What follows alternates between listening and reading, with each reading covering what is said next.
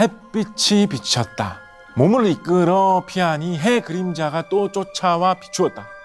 그로 인하여 잉태하여 한 개의 알을 낳았는데 사람이 알을 낳았다. 이거야말로 불가능한 일 아닐까요? 믿기 힘들지만 문헌 속에 미스터리한 탄생이 한 번도 아니고 여러 번 기록되어 있습니다. 사람이 낳은 알, 그것은 사람일까요? 괴물일까요? 그리고 어쩌다가 알에서 태어나게 된 것일까요? 역사 속 미스터리 읽어드립니다에서 지금 그 비밀을 읽어드리겠습니다.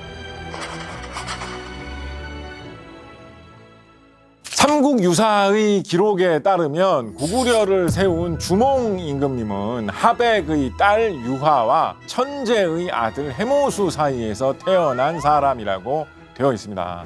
하백이라는 것은 강물의 신을 말하고 천재라는 것은 하늘을 다스리는 임금님이라는 뜻이죠. 물의 신과 하늘의 신이 서로 만나가지고 낳은 자식이다. 엄청나게 위대한 사람으로 높여가지고 칭송을 하고 있는 것인데 특이한 것은 이 어머니인 유화가 처음 낳은 것이 사람이 아니라 알이었다라고 되어 있었다라는 거예요.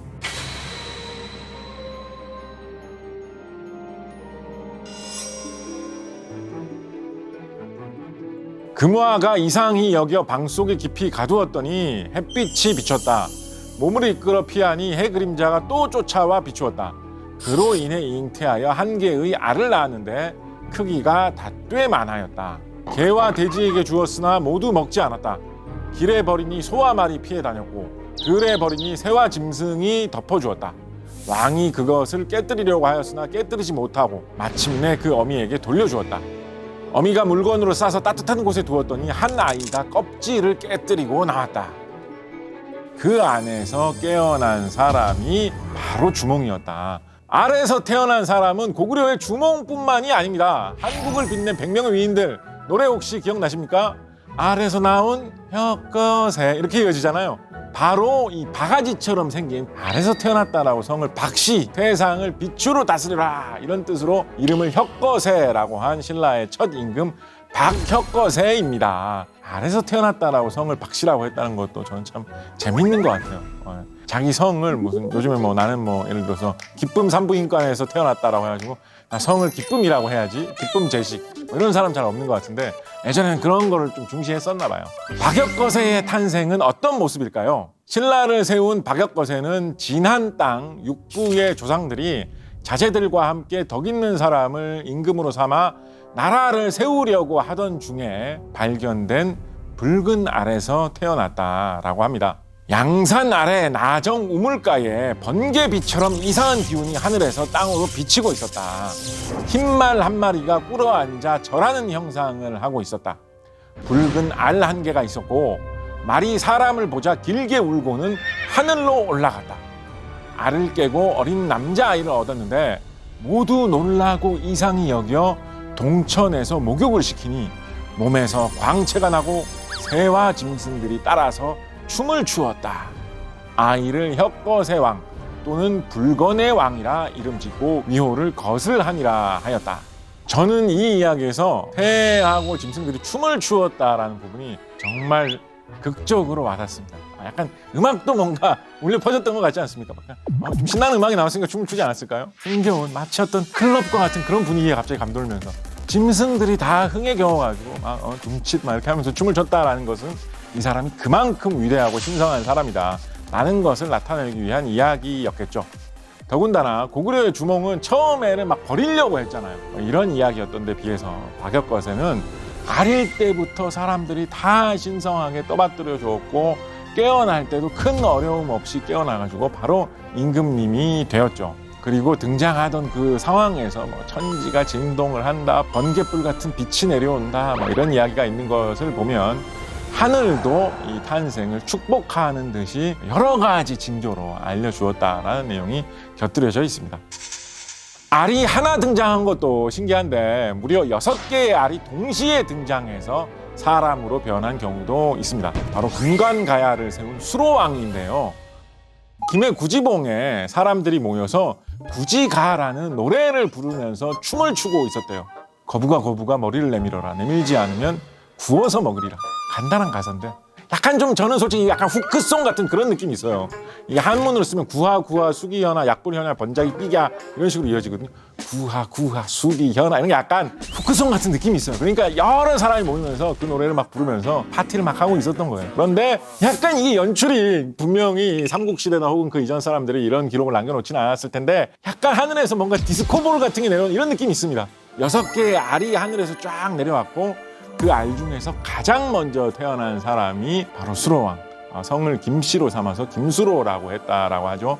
나머지 5개의 알에서 태어난 아이들이 각자 또 임금이 돼가지고 다른 가야 여러 나라의 임금님이 되었다라는 이야기죠.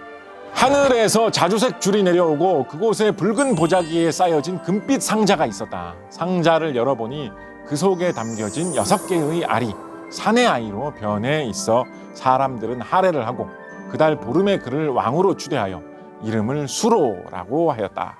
우리나라의 삼국시대에 나라를 세운 임금님 이야기에는 이렇게 알에서 태어난 사람들 전설이 무척 많습니다.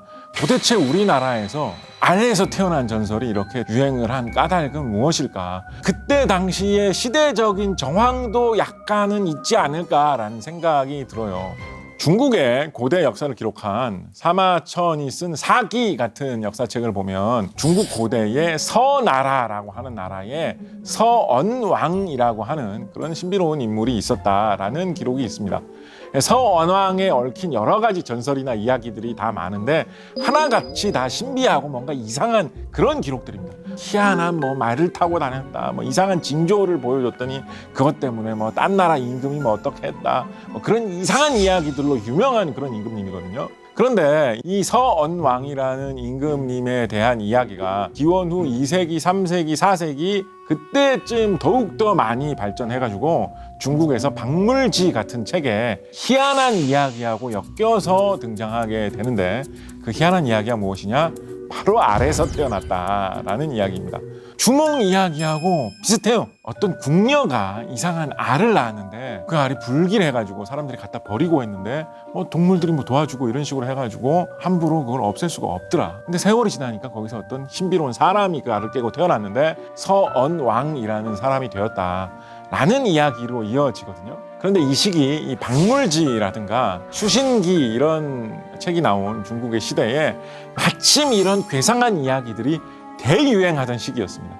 이런 것을 지괴 소설이다 이런 식으로 문학에서는 일컫기도 하는데요. 뒤에 말씀드린 수신기 같은 책에는 바로 이 고구려의 주몽이 태어나던 이야기도 수록돼가지고 실려 있습니다. 그래서 원조가 중국이 원조였는지 고구려가 원조였는지 그거는 모르겠습니다만 이 시기에 약간 문학적으로 이런 괴상한 이야기들이 유행하던 흐름이 있었습니다. 우리나라로 따지면 한 삼국시대 초기 정도 되던 시절에 그러니까 삼국이 어느 정도 발전해가지고 국력이 강해진 다음에 역사를 편찬한다거나 과거에 대한 전설을 만들어낸다거나 그런 일도 하지 않겠습니까? 그러니까 그때 그 사람들이 우리 임금님에 대해서 좀 뭔가 멋있게 좀 꾸며보자, 뭔가 좀 좋은 이야기 없을까라고 고민하던 그 사람들 사이에 마침 그 시대에 유행하던 신기한 이야기, 지괴 분위기, 괴담 분위기가 슬쩍 스미면서 우리나라에 이런 알에서 태어난 이야기가 한번 유행한 시기가 있지 않았을까, 그런 추측 저는 한번 해봅니다. 나라를 세운 임금님들은 하나같이 알에서 태어났다는 공통점이 있습니다. 마치 알에서 태어나지 않으면 새로운 나라를 세우지 못할 것 같죠. 도대체 이런 식의 신화가 무엇을 상징하느냐라고 생각을 해본다면 우리나라에 특히 알에서 태어나는 이 전설 신화들을 살펴보면 알이 그냥 나오는 게 아니라 하늘과 무슨 상관이 있습니다. 하늘에서 먼저 알이 내려오고 그 알 속에서 사람이 나왔다라고 되어 있거나 천재의 사람하고 이렇게 어울리다가 임신을 해서 알을 낳았다라는 식으로 되어 있어요. 그러니까 나름대로 옛날 사람들이 이야기하기에 하늘에서 뚝 사람이 떨어져가지고 나는 하늘에서 내려온 사람이다, 내 아들 임금으로 삼아라 라고 하는 거는 말도 안 되는 소리 같다라고 생각을 하는 그런 느낌이 있었기 때문에 너무 황당하다고 생각했던 거예요. 옛날 사람들 입장에서도 뭔가 어떤 단계가 있어야지. 하늘에서 그 중간 단계를 거치는 어떤 알이라는 것이 내려오고 그 알에서 태어난 것이 어떤 신성한 사람이다, 하늘의 자손임을 강조하는 그런 장치로서 알에 대한 이야기가 나오지 않았을까 생각을 해봅니다. 한편으로는 실제로 있었던 어떤 일에 대해서 착각한 것은 아닐까라는 생각도 해봅니다. 대망막 출산이라고 해가지고 태아를 둘러싸고 있는 그 보호막 역할을 하고 있는 막 혹은 태반이 태아를 둘러싼 채로 그대로 같이 태어나는 경우가 있습니다. 정말 낮은 확률이긴 한데 이렇게 되면 뭔가 이렇게 둥실뭉실한 이런 덩어리가 나오고 그 안에 태아가 미쳐 있게 되고 이런 모양이 될 수가 있겠죠. 박혁거세의 알도 뭐 붉은색, 자주색 이런 식으로 이야기를 하니까 그 대망막 출산 형태의 출산을 사람들이 오해한 것은 아닐까 생각을 해볼 수가 있는 거죠. 생각하기에 따라서는 희귀하게 태어난 어떤 특이한 사람이 있었는데 그 사람이 생각보다 굉장히 훌륭한 사람으로 잘 컸다더라 라는 이야기가 사람들 사이에서 입에서 입으로 퍼져나가고 있는 상황이었다면 그것을 보고 멋있는 사람, 위대한 사람이 태어날 때 알에서 태어났다는 거 괜찮은 이야기인 것 같아 라는 식으로 사람들 사이에 마음속에서 자리 잡았을 수도 있겠죠. 그런데 알을 낳은 사람에 대한 이야기가 뭐 이런 임금님, 나라 세운 사람들 이런 사람 이야기만 있는 것은 아니고 또 다른 이야기도 있습니다. 관청의 노비가 알을 낳았고 알을 깨고 나온 것은 사람이 아니었다라는 충격적인 이야기가 전해져 내려오기도 하는데요. 영흥에서 1129년 고려시대죠. 고려사에 기록되어 있는 이야기입니다.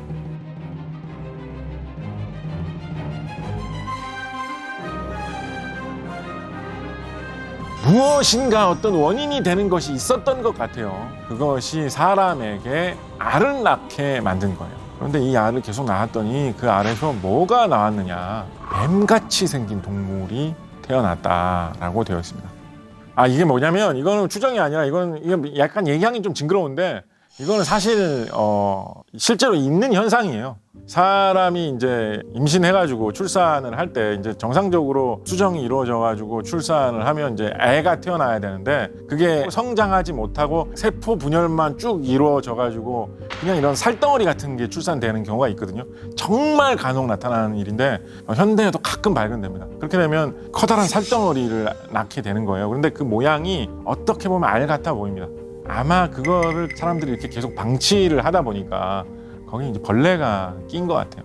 그걸 보고 뱀이 나오네 뭐 이런 식으로 이야기가 생긴 것 같습니다.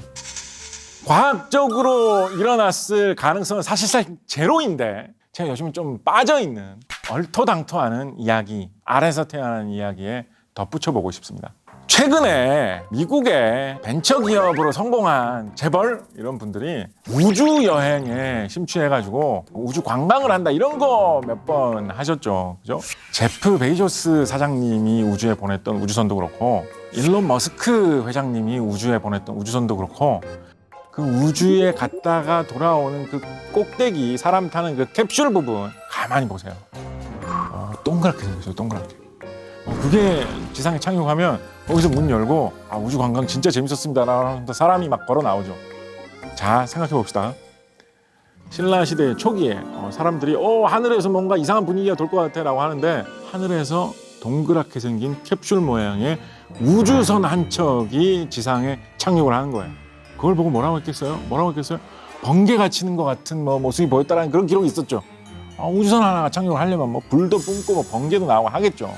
거기서 문을 열고 어떤 사람이 외계인이었을까요 설마? 당신 누구요? 라고 하면 내가 사실은 어느 별에서 온 어느 외계인인데 이런 식으로 설명하는 부분은 다들 이해를 못 해가지고 생략을 하고 하여튼 훌륭하고 뛰어난 분이셨다. 이분 굉장히 훌륭하신 분이니까 우리가 이분을 임금님으로 삼아서 모시자. 이런 식으로 했을 가능성, 약간 그런 SF의 상상으로서 한번 생각해보면 재밌는 이야기이지 않을까 생각해봅니다.